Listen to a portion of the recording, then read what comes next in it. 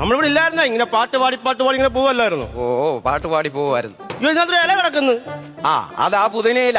ആ ഇത് പുതിയ ഇലയൊന്നും അല്ല, ഇത് പഴയ ഒരു ഇലയും കണ്ട. എടാ പുതിനയില എന്ന് പറഞ്ഞ എന്തുവെന്നറിയാമോ? എന്തുവാ? ആ നിന്റെ ക്ഷീണം മാറാൻ വേണ്ടി ഇടുന്ന ഇലയാണ് പുതിനയില. അതിനായില.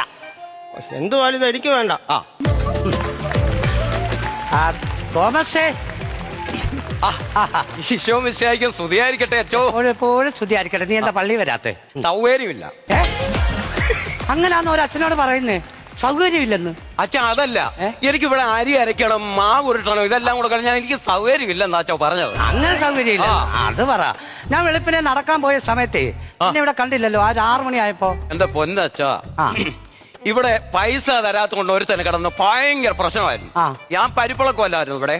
പരിപ്പിളക്കുമായിരുന്നു. അപ്പൊ രാവിലെ സദ്യ ഉണ്ടോ? അതല്ലെന്ന്, ഇവിടെ ഈ പൈസ തരാത്തോണ്ട് പറ്റുകാർ ഒത്തിരി പേരുണ്ട്. അവനെ അകത്തിട്ട് അവനെ ഇടിച്ചവന്റെ